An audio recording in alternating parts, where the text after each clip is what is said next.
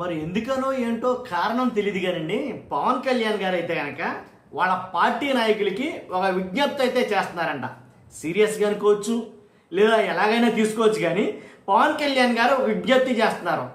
ఏంట్రా అంటే కనుక భాష మాట్లాడే భాష, మీరు పెట్టే పోస్టులు ఏదైతే మీరు ఏదైతే వీడియోలు పెడుతున్నారో ఆ వీడియోలు కావచ్చు, వీటన్నిటిలో కూడా ఏది కూడా హద్దు మేరొద్దు అని ఒక పోస్ట్ అయితే జనసేన పార్టీ తరఫు నుంచి ఒక పోస్ట్ అయితే పెట్టడం జరిగింది. అసలు గతంలో కూడా చాలాసార్లు పవన్ కళ్యాణ్ గారు ఇదే మాట మాట్లాడారు, భాష జాగ్రత్తగా మాట్లాడాలని. జాగ్రత్తగా మాట్లాడిన వాళ్ళ గురించి పవన్ కళ్యాణ్ గారు ఏం మాట్లాడలేదు.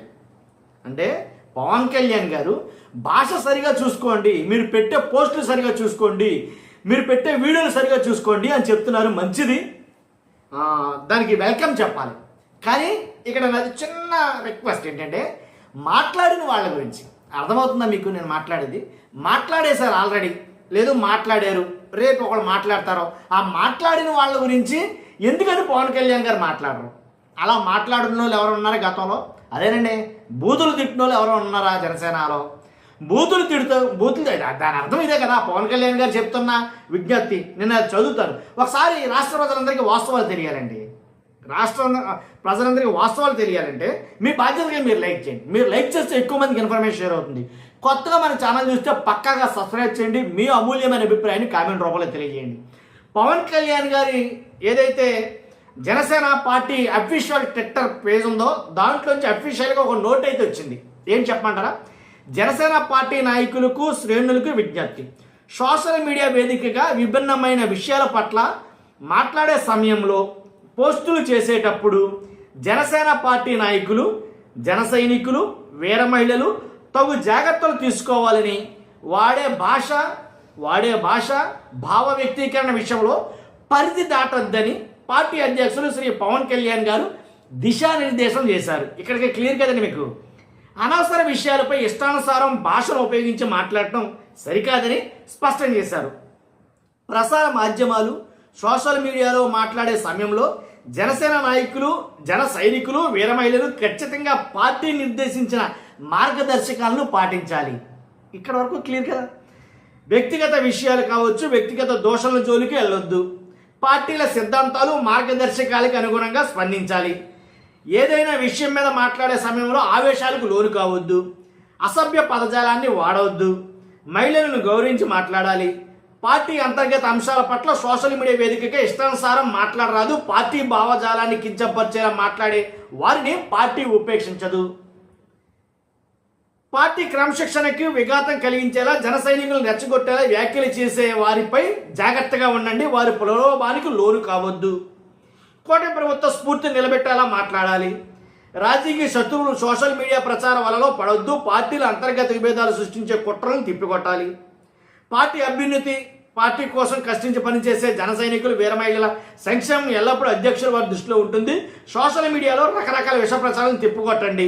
జనసేన పార్టీ కేంద్రాలయం బాగుందండి, చాలా బాగుంది. నిజంగా అప్రిషియేట్ అనమాట.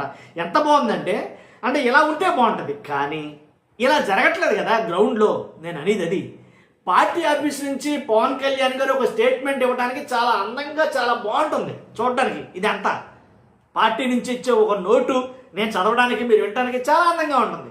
ఇలా గతంలో కూడా చాలాసార్లు వచ్చినాయి. ఇలాగా ఏమని, వ్యక్తిగత విషయాలు, వ్యక్తిగత దోషాలకు వెళ్ళవద్దు. పచ్చిగా, నిర్లజ్జగా జగన్మోహన్ రెడ్డి గారిని, మాజీ ముఖ్యమంత్రి గారిని చాలామంది జన సైనికులు మాట్లాడుతున్న భాష మీకు తెలుసు. తర్వాత ఏంటంటే ఇంకోటి, మహిళలను గౌరవించి మాట్లాడాలి.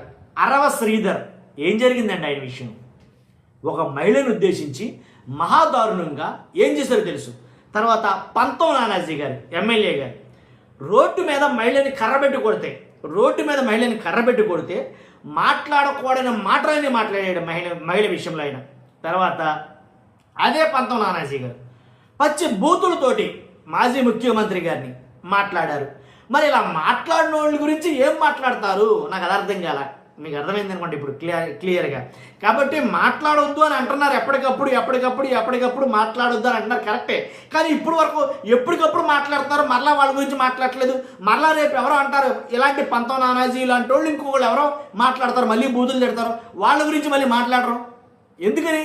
అర్థమైందా మీకు? కాబట్టి నేను అనేది ఏంటంటే నిజంగా పవన్ కళ్యాణ్ గారి ఈ నోటు చాలా నాకు బాగా నచ్చింది నిజంగా. కానీ అది అమలు కావట్లేదు కదా. గ్రౌండ్ లెవెల్లో గ్రౌండ్ రియాలిటీలో ఖచ్చితంగా ఇది అమలైతే మంచిది నేను చెప్పే ఉద్దేశం. కాబట్టి అలా లేదు.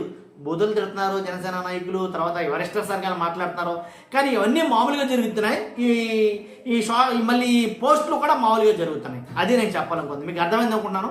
ఇక్కడ చూస్తున్న మీరు అందరూ కూడా నా అభిప్రాయం మీకు అర్థమైతే కనుక మీ అభిప్రాయం కామెంట్ రూపంలో తెలియజేయండి. ఫస్ట్ అయితే లైక్ చేయండి. Thank you very much.